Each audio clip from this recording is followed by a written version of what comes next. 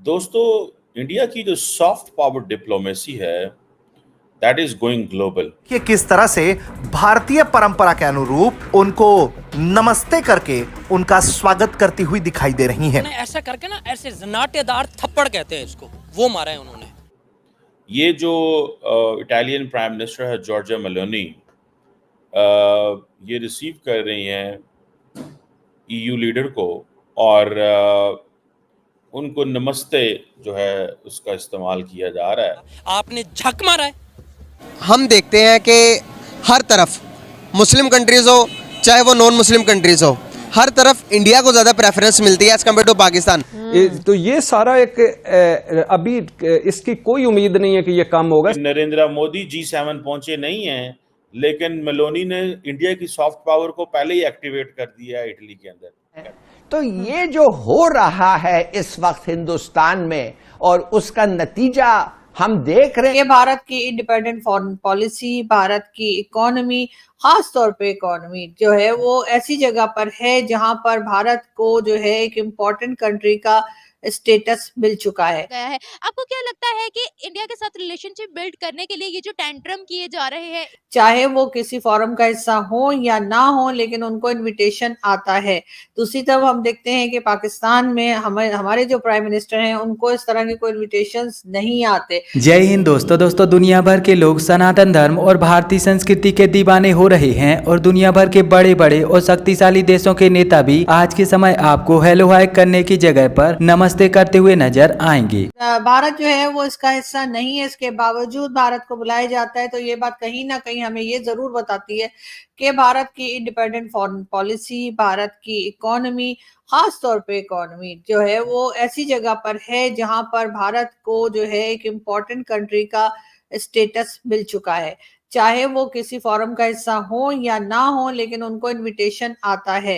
दूसरी तरफ हम देखते हैं कि पाकिस्तान में हमारे जो प्राइम मिनिस्टर हैं उनको इस तरह के कोई इनविटेशंस नहीं आते, सिवाय उसके कि जी OIC की मीटिंग हो रही है, यानी कि जो इस्लामिक कंट्रीज हैं वो कुछ कर रहे हो तो एक इस्लामिक कंट्री होने के हवाले से जो है वो फिर भी पाकिस्तान को बुलाना पड़ जाता है या बुला लिया जाता है। मगर ये जरूर है कि बजाय किसी की बुराई करने के बजाय इसके कि हम दूसरे को देखकर परेशान हो जाएं कि ये अच्छा काम कैसे कर रहा है, उससे बेहतर है कि उनसे काम को सीखा जाए और हम भी आगे बढ़ सकें, हमारी इकोनॉमी भी बेहतर हो सके और हमारे यहाँ से भी जो है लोगों को इनविटेशन मिले कि हाँ जी आप आइए, बेशक आप इस फोरम का हिस्सा नहीं है लेकिन आप आइए, आपके हमें आइडियाज चाहिए, आपसे हमें बात करनी है। अब दरअसल साल 2024 का G7 समिट इटली में होने जा रहा है और इस समिट को अटेंड करने के लिए प्रधानमंत्री मोदी समेत G7 सदस्य देशों के प्रमुख नेता इटली में उपस्थित हो चुके हैं। और इसी दौरान जब G7 सदस्य देशों के प्रमुख नेता इस समिट को अटेंड करने के लिए इटली पहुंचे तो इटली की प्रधानमंत्री जॉर्जिया मेलोनी ने उनका बहुत ही ज्यादा खास तरीके से स्वागत किया। जॉर्जिया मेलोनी ने इन प्रमुख नेताओं का इटली में स्वागत करने के लिए पश्चिमी सभ्यता का पालन करते हुए हेलो हाय ना करके भारतीय संस्कृति का पालन करते हुए नमस्ते करना पसंद किया। जॉर्जिया मेलोनी की नमस्ते करते हुए यह वीडियो इंटरनेट पर बहुत ही तेजी से वायरल हो रही है, जिसमें वह जर्मन चांसलर ओलाफ शोल्ज को नमस्ते करके स्वागत करते हुए नजर आ रही हैं। हालांकि यह पहली बार नहीं था कि जब किसी विदेशी नेता ने नमस्ते करके किसी व्यक्ति का स्वागत किया हो, बल्कि इससे पहले भी अमेरिकी राष्ट्रपति बराक ओबामा और डोनाल्ड ट्रंप जैसे राष्ट्रपति नमस्ते कर चुके हैं। इसी के साथ साथ फ्रांस के राष्ट्रपति इमैनुअल मैक्रों, यूके के प्रधानमंत्री ऋषि सुनक और इजराइल के प्रधानमंत्री बेंजामिन नेतन्याहू भी कई बार नमस्ते कर चुके हैं। आपको बता दें कि विदेशी नेताओं ने नमस्ते करना योगा के माध्यम से सीखा है और योगा से ही उनको ये पता चला है कि अगर आप नमस्ते करते हो तो इससे आपके शरीर की रोग प्रतिरोधक क्षमता बढ़ेगी और आपका शरीर स्वस्थ रहेगा, बीमारियां आपके शरीर से दूर रहेंगी। तो अब इन सारी चीजों के माध्यम से आप यहाँ पर ये चीज बहुत ही अच्छे से देख सकते हो कि भारतीय सॉफ्ट पावर पूरी दुनिया में कितनी तेजी से बढ़ रहा है और भारत बहुत ही तेजी से उस दिशा में कदम रख रहा है जहाँ पर अमेरिका आज के समय सुपर पावर बना हुआ है। दोस्तों,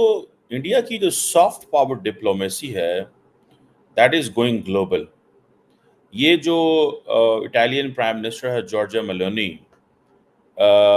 ये रिसीव कर रही हैं ईयू लीडर को और उनको नमस्ते जो है उसका इस्तेमाल किया जा रहा है। दैट टेल्स वन थिंग कि इंडिया की जो सॉफ्ट पावर है दैट इज गोइंग ग्लोबल। आपको पता है इस वक्त इटली के अंदर एक G7 कॉन्फ्रेंस हो रही है जो कि बड़ी इंपॉर्टेंट कॉन्फ्रेंस है जिसमें इंपॉर्टेंट डिसीजंस लिए जाएंगे। और जैसे मैंने आपको ये एक मेरी अंडरस्टैंडिंग और ये मैं देख रहा हूँ कि India is being pitched formally as a global leader. आपने देखा कि यूनिटी एंड ग्लोबल साउथ दोनों बड़े इश्यूज हैं इस कॉन्फ्रेंस के। और ये याद रखिए, when it comes global south there is no other country than India that attracts the west. West को सिर्फ एक ही मुल्क अट्रैक्ट करता है, क्योंकि the country which has the capacity, capability, resources, intention, will, वो सिर्फ और सिर्फ जो है वो इंडिया है और कोई नहीं है। पाकिस्तान जारी बात है एक और डोमेन में चला गया है। दूसरी तरफ अगर आप देखें तो चाइना अपने काम की वजह से पूरी दुनिया में रेलिवेंट है, लेकिन ना तो वो ग्लोबल साउथ की लीडरशिप क्लेम करता है ना वो डिस्कस करता है। जिस तरह फॉर एग्जांपल इंडिया ने G20 के अंदर अफ्रीकन यूनियन को एज ए रुकन के तौर पर लेके आए, तो that was a case in point. वो अमेरिकन और सारे वेस्टर्न मुल्क इसीलिए माने थे कि भाई इसको दे दो सारा कुछ, because we don't have the resources कि अब हम ग्लोबल साउथ में जाकर सिरे से पैसा लगाएं।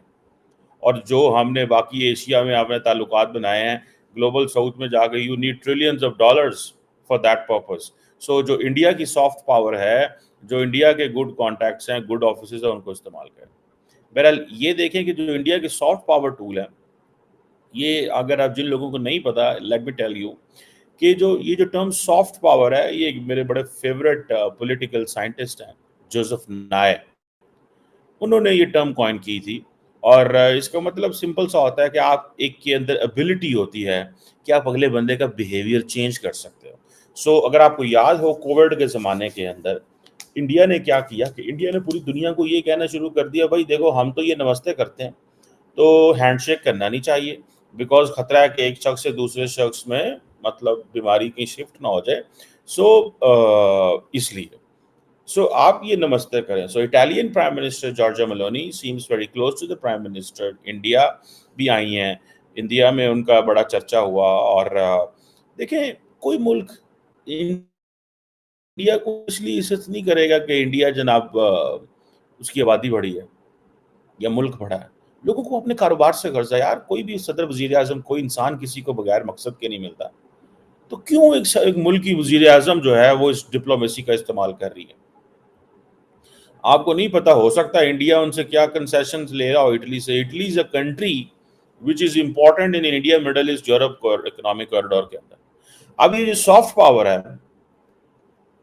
अब बेसिकली नरेंद्र मोदी ने या इंडियंस ने उनको जो बताया, एक तो ये पता है। लेकिन अब इस सब को लेकर आपकी यहाँ पर क्या प्रतिक्रिया है, आप यहाँ पर क्या सोचते हो? अपना जवाब मुझे नीचे कमेंट में जरूर बताएं।